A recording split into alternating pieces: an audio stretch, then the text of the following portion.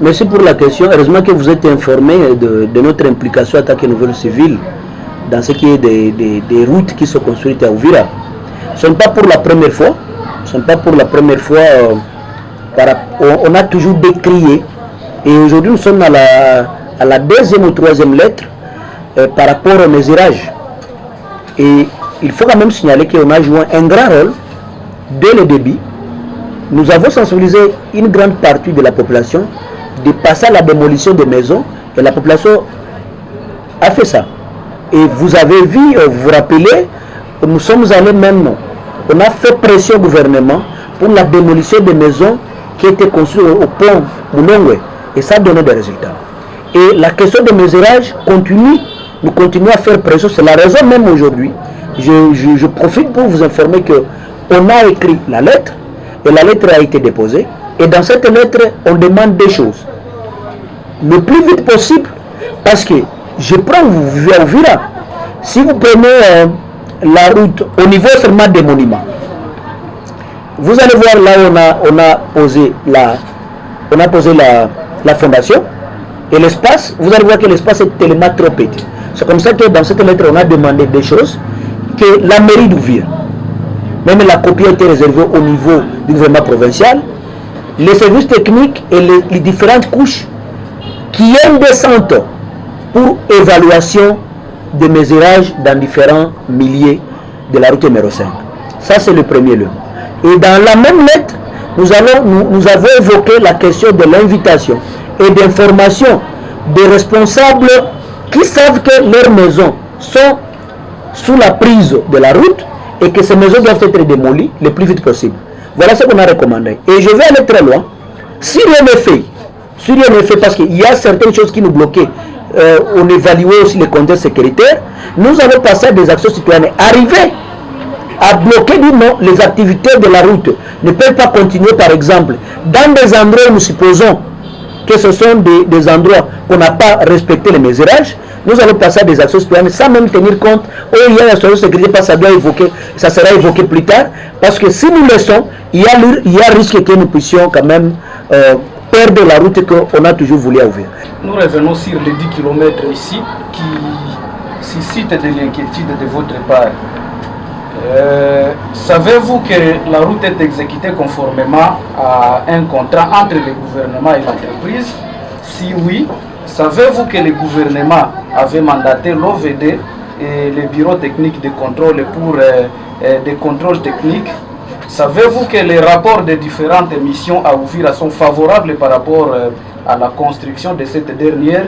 Si oui, quelle est encore votre inquiétude? Où tirez-vous votre inquiétude?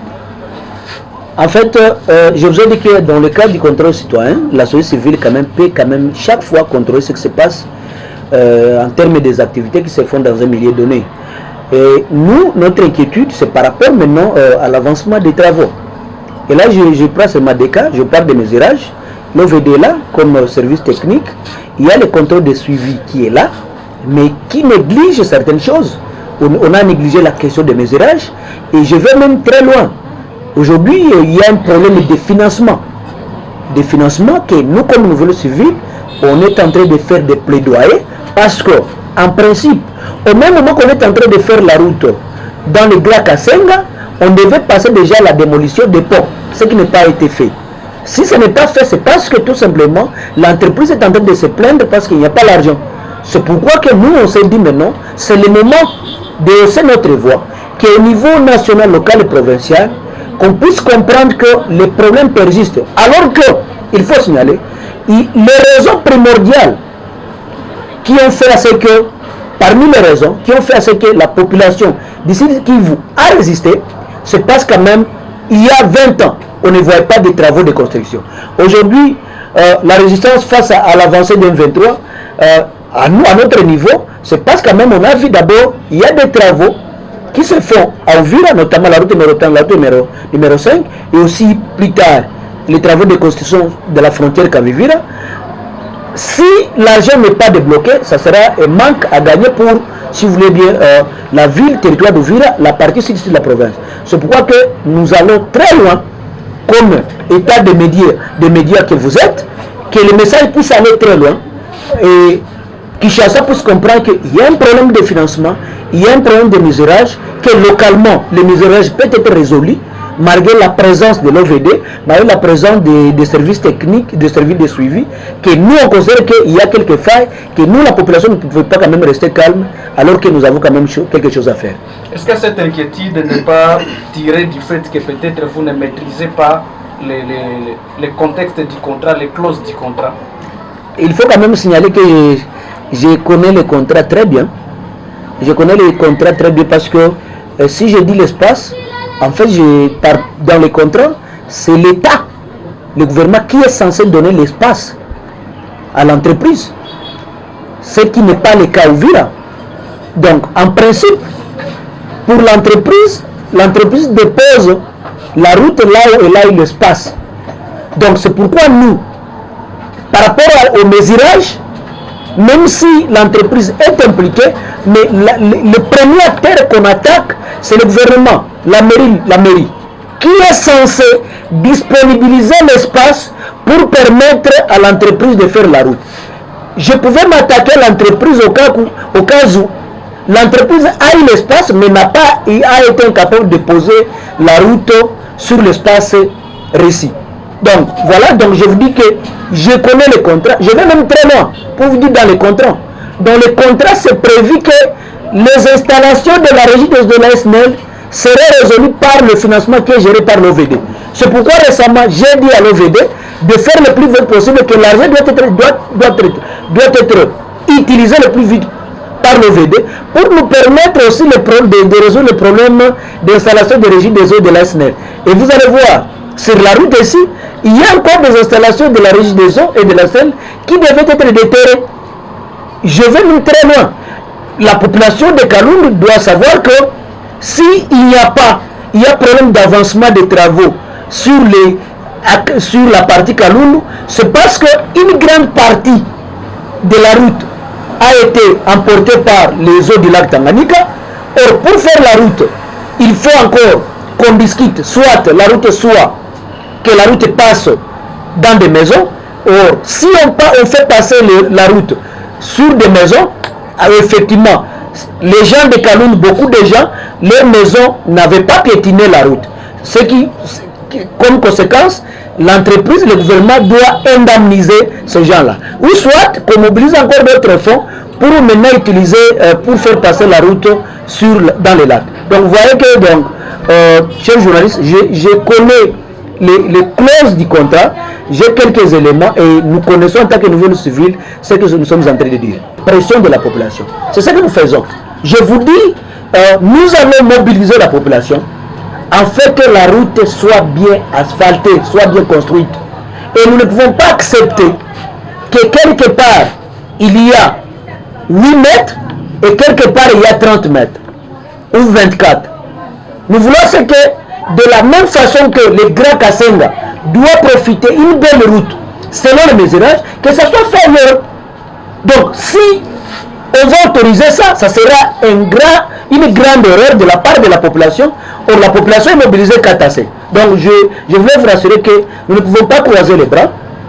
Comme vous le voyez, vous nous voyez tous ici, on est en train de travailler pour ramener l'entreprise, pour ramener le gouvernement provincial.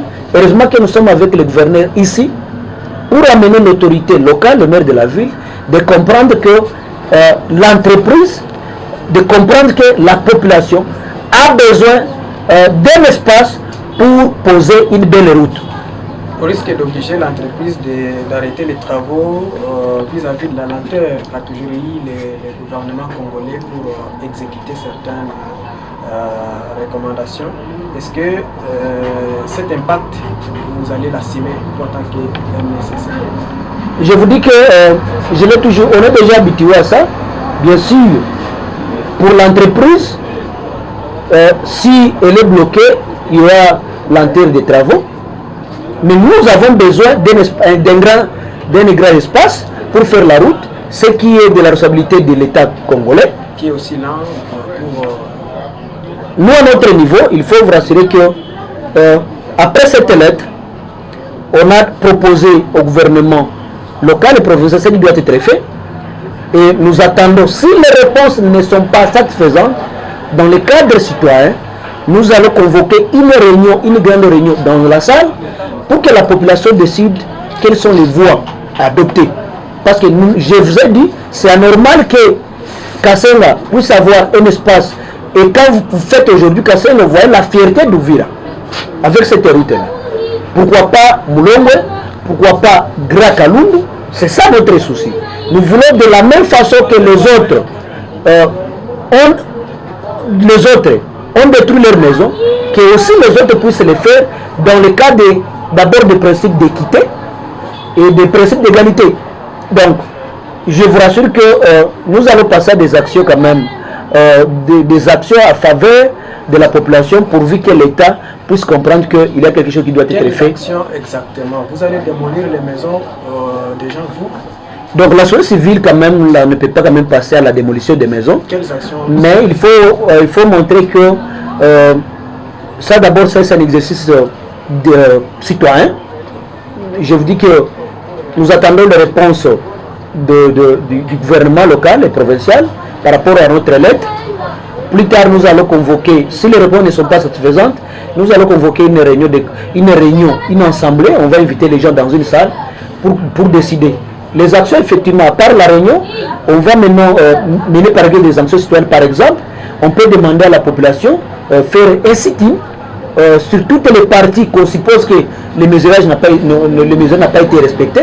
Et ça sera une des solutions quand même pour arriver à contrer le gouvernement congolais à répondre aux désirata de la population. Et pour terminer, monsieur le coordonnateur, est-ce que vous estimez, parce que c'est le gouvernement congolais qui devrait donner de l'espace à l'entreprise qui exécute les travaux et que jusque-là rien n'est fait, il y a l'autorité locale, notamment les maires de la ville, qui voient ce qui se passe actuellement.